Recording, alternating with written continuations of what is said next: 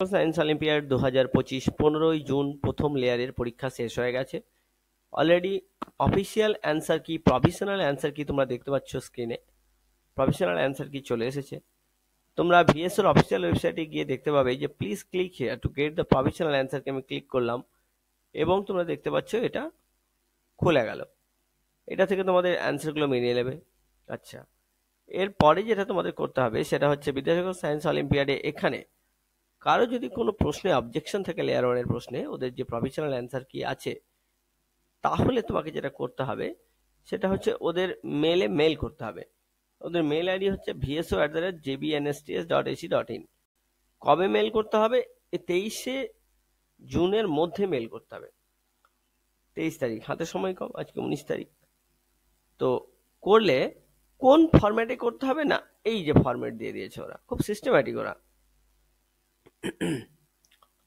Name of the students, VSO registration নাম্বারটা দিবে, mail ID দিবে, তোমার ডিস্ট্রিক্ট লিখবে, আর কোশ্চেন বুকলেটের যে কোশ্চেন নাম্বারটা নিয়ে তোমার সমস্যা সেই কোশ্চেন নাম্বারটা এখানে লিখবে।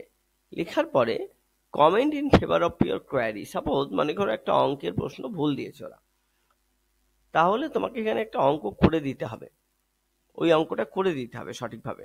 এবং শুধু তাই নয়, যে বইয়ে এর রেফারেন্স দেওয়া আছে এরকম টাইপের অঙ্ক, সেই বইয়ের একটা কপি, গোটা বই নয়, বইয়ের ওই পাতা আর প্রথম পেজ যাতে লেখকের নাম থাকে বা পর্ষদ হলে পর্ষদের নাম থাকে, সেটা দুটো সাবমিট করতে হবে। মেল আইডিতে কি করে সাবমিট করবে? মেল আইডিতে সাবমিট করার পদ্ধতি হচ্ছে ছবি তুলে প্রথমে তুমি এই ফরম্যাটটা ডাউনলোড করবে প্রিন্ট আউট ফর্মে, এখানে সব লিখবে টিকবে, এখানে প্রশ্নটা সঠিকভাবে যেটা উত্তর করার করবে, ছবি তুলবে, এটার ছবি তুলবে, আর যে বইটা দেবে সে বইটার ছবি তুলবে, সে বইটার যে পাতায় অঙ্কটা করা আছে তার ছবি তুলবে, আর প্রথম পাতার ছবি তুলবে, দিয়ে আপলোড করে দেবে। এই হচ্ছে তোমাদের কাজ। এখন যেটা ব্যাপার, আজকে যে জন্য এখানে আসা, সেটা হচ্ছে যে ফার্স্ট লেয়ার পাস করে গেছে, ক্রস করে গেছে, এখন কারা পাস করবে। প্রথমে বলে রাখি, এই বছর নোটিফিকেশন এমন সময় জারি হয়েছিল যে আর বলার নয়। গরমের ছুটি পড়বে ভাবা নোটিফিকেশন জারি হলো, যাই হোক, তারপরে তার ডেটও পার হয়ে গেল। গরমের ছুটির মধ্যে ছাত্ররা অ্যাপ্লিকেশন তেমন একটা করে উঠতে পেরেছে বলে আমার মনে হয় না, তার কারণ সমস্যায় পড়েছে তারা। স্কুল ছুটি হয়ে গেলে আর কি করে অ্যাপ্লাই করবে। যাই হোক, তার মধ্যেও যথেষ্ট ভালো পরীক্ষার্থী অংশগ্রহণ করেছে শেষ পর্যন্ত।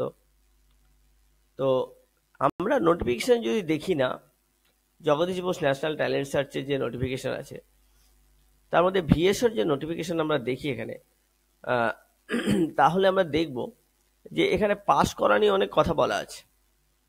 দেখো, 3 লেয়ারের যে Jagadish Bose national talent search, VSO Vidyasagar science olympiad, 50টা এমসিকিউ কোশ্চেন, সব কিছু দেওয়া আছে। এখানে দেওয়া আছে অ্যাওয়ার্ড, অর্থাৎ কারা পাস করবে। ঠিক আছে, তো লেয়ার 1-এর ক্ষেত্রে দেখো, টপ 3 ক্যান্ডিডেটস অফ ইউনিট। প্রতিটা ইউনিট, মানে ইউনিট বলতে এখানে কি বোঝানো হয়? ইউনিট বলতে বোঝানো হয় একটা মিউনিসিপ্যালিটিকে একটা ইউনিট বলা যেতে পারে, একটা ব্লককে একটা ইউনিট বলা যেতে পারে এক্ষেত্রে। ঠিক আছে, এই যে ব্লক, ব্লক অথবা ইউনিভার্সিটি, মিউনিসিপ্যালিটি। তো এবার কথা হচ্ছে 3টা ক্যান্ডিডেট প্রতিটা ইউনিট থেকে সিলেক্ট করা হবে, আর এই 3জনকে 1000 টাকা বুক গ্র্যান্ট দেওয়া হবে। শর্ত একটাই, এই 3জন ছাত্র যাদেরকে 1000 টাকা করে দেওয়া হবে, সেই 3জন ছাত্রকে অন্তত পক্ষে মিনিমাম 40% নাম্বার পেতে হবে। যদি 40% নাম্বার না পায় কেউ, মনে করো সাপোজ ওই ব্লকে কেউই 40% নাম্বার পেল না, তাহলে এই বুক গ্র্যান্ট কেউ পাবে না।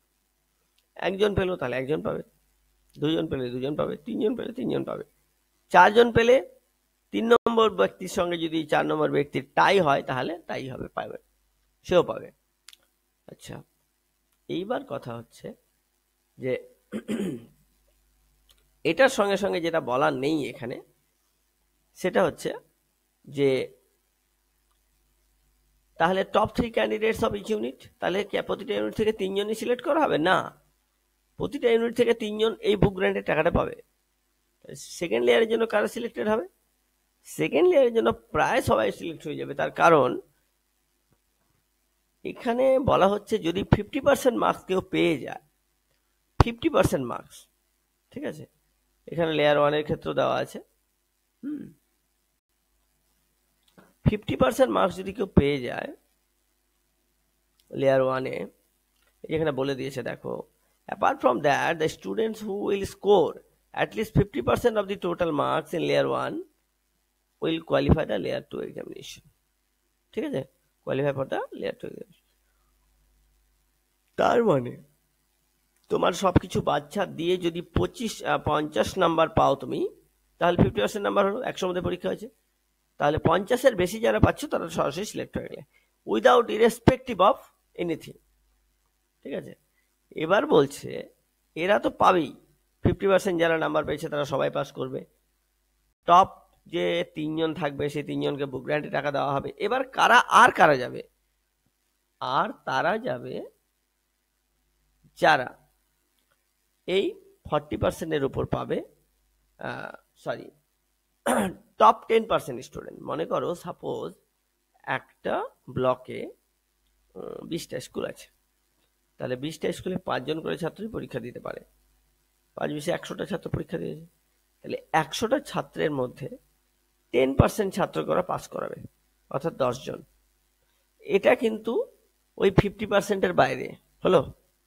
যারা 50% পেল তারা তো পাস করেই গেল, যারা অলরেডি 50% নাম্বার পেল তারা পাস করেই গেল, টপ 3 জন তো পাস করেই গেল। এবার এর বাইরেও 10% ছাত্রকে ওরা পাস করাবে। সেটা কি, এই 10% ছাত্র কারা? 10% ছাত্র হচ্ছে মানে টোটাল মার্কসের ভিত্তিতে 1 থেকে 10 র্যাঙ্কিং এ যারা আসবে তারা, আর কে না কিনা যারা এই তাদেরকে আবার 30% মার্কস পেতে হবে মিনিমাম, ঠিক আছে।